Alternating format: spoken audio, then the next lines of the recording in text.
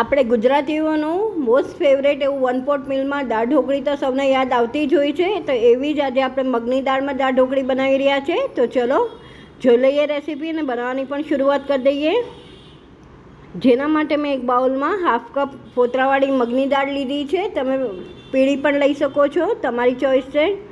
સાથે જ એમાં આપણે 2 ટેબલસ્પૂન ચણાની દાળ એડ કરશું અને બેવને ધોઈ અને 15 થી 20 મિનિટ રેસ્ટ આપી દઈશું. ત્યાં સુધીમાં આપણે ઢોકળીનો લોટ બાંધી લઈએ. જેના માટે મેં એક બાઉલ ઘઉંનો લોટ લીધો છે, રેગ્યુલર યુઝ કરીએ એ. સાથે એમાં 2 ટેબલસ્પૂન મેં ઘી એડ કર્યું છે. સાથે જ હવે એની અંદર રેગ્યુલર જે મસાલા કરતા હોઈએ છીએ ઢોકળીનો એ જ છે. એમાં અજમા એડ કરશું, જીરું એડ કરશું,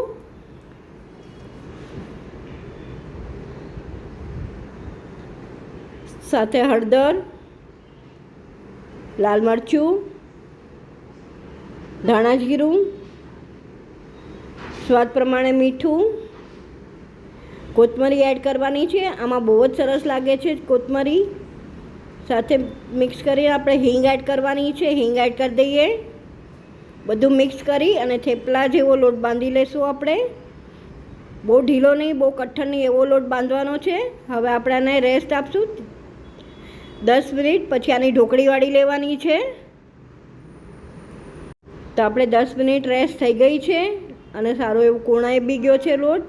ફરીથી એક વખત થોડો કોણવી અને આપણે નાના નાના લુવા બનાવી નાખશું આમાંથી, એકદમ ઝીણા ઝીણા.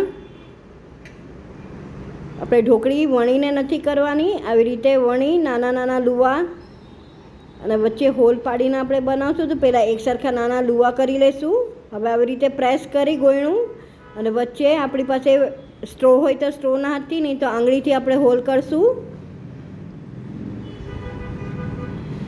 જો આવી રીતે પણ આપણે કરી શકીએ સિમ્પલ, અને સાથે આવી રીતે થેપીને પણ બનાવી શકીએ. મેં તમને 2-3 રીત બતાવી છે. આવી રીતે થેપીને પણ બહુ જ સરસ બને છે ઢોકળી. ઇવન સ્ટ્રો હોય તો સ્ટ્રોથી આવી રીતે વચ્ચે હોલ કરીને બનાવી શકીએ. મેં બધી ઢોકળી આવી રીતે બનાવી છે.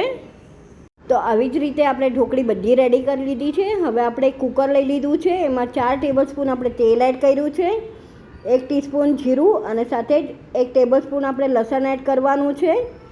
લસણનો કલર થોડો ચેન્જ થાય એટલે આપણે 2 કાંદા ચોપ કરીને લીધા છે, એ એડ કરી દઈશું અને મિક્સ કરી લઈશું સારી રીતે. હવે આપણે 1 ટમેટું એડ કરી દઈશું, એને મિક્સ કરી લઈશું સારી રીતે. હવે આપણે એમાં મસાલો કરશું. હળદર એડ કરી છે. સાથે જ હવે આપણે એમાં 2 ટીસ્પૂન ધાણા જીરું એડ કરશું, મિક્સ કરી લઈશું. સાથે હવે આપણે મરચું એડ કરવાનું છે. મેં 1 ટીસ્પૂન મરચું એડ કર્યું છે. સારી રીતે મિક્સ કરી લઈશું. તો તમે જોઈ શકો છો કે તેલ છૂટું પડ્યું છે. તો બસ આ સમયે જ આપણે હવે એમાં મગની દાળ જે પલાળી હતી એ એડ કરી દેવાની છે. હવે આપણે દાળને પણ મસાલા સાથે એકદમ સરસ કોટ કરી લઈશું. બધું પ્રોપર મિક્સ કરી લઈશું. સાથે મીઠું એડ કરશું સ્વાદ અનુસાર. આપણે એમાં પાણી એડ કરવાનું છે. આપણે અત્યારના 3.5 ગ્લાસ જેવું પાણી એડ કર્યું છે મેં. એને બોઇલ લઈ લઈશું આપણે. બોઇલ આવે એટલે આપણે એની અંદર ઢોકળી એડ કરવાની છે જે આપણે રેડી કરીને રાખી છે. 1 બાય 1 આપણે બધી જ ઢોકળી એડ કરી દઈશું. તો આપણે મિક્સ કરી લઈશું મગની દાળ સાથે એકદમ પ્રોપર પાણીમાં. અને આપણે હવે એની અંદર લીલી મરચી રહી ગઈ હતી તો એ એડ કરવાની છે. મેં 2 લીલી મરચી લીધી છે ચોપ કરીને. તો બસ હવે આને લીડ લગાડી અને 3 થી 4 વિસલ વગાડી દઈશું આપણે. તો આપણે 4 વિસલ થઈ ગઈ છે અને ઢોકળી પણ એકદમ સરસ ચડી ગઈ છે. દાળ પણ એકદમ સરસ ચડી ગઈ છે, તમે જોઈ શકો છો. ઘટ અને સરસ બની છે. તો બસ આ સમયે હવે આપણે એની પર વઘાર કરવાનો છે. જેના માટે ફરીથી મેં 1 ટેબલસ્પૂન ઘી અને તેલ લીધું છે. એની અંદર મિક્સમાં આદું અને લસણની પેસ્ટ લીધી છે 1 ટેબલસ્પૂન. આપણે સરસ કકડાઈ લઈશું. સાથે આપણે હળદર નાખશું થોડી, બધું મિક્સ કરી લઈશું. સાથે હિંગ એડ કરશું અને હવે લાલ મરચું એડ કરી 1 ટીસ્પૂન.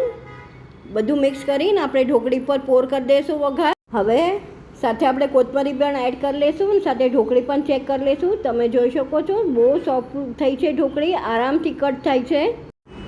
ઢોકળીની અંદર આપણે એક લીંબુ એડ કરવાનું છે, એ રહી ગયો છે. તો ચલો સર્વ બી કરી દઈએ. એક બાઉલ લઈ લીધું છે સર્વિંગ માટેનું, એની અંદર આપણે ઢોકળી એડ કરી છે, સાથે કોથમરી ઉપરથી સ્પ્રિંકલ કરશું. આપણે કાંદા ટમેટા સાથે ગાર્નિશ કરશું આને, સાથે જ ઘી એડ કરશું. દાળ ઢોકળી ઘી વગર તો અધૂરી જ છે. સાથે લીંબુ સ્ક્વીઝ કરશું, તમારા ટેસ્ટ મુજબ તમે એડ કરી શકો છો. આ ક્વોન્ટિટીમાં તમે 4 થી 5 જણા આરામથી જમી શકે એટલી ક્વોન્ટિટી છે. તો સર્વ થઈને રેડી છે મારી આ રેસીપી. આઈ વિશ તમને મારી આ મગની દાળની દાળ ઢોકળીની રેસીપી ગમી હશે. જો ગમી હોય તો લાઈક અને સબસ્ક્રાઈબ કરવાનું નહીં ભૂલતા.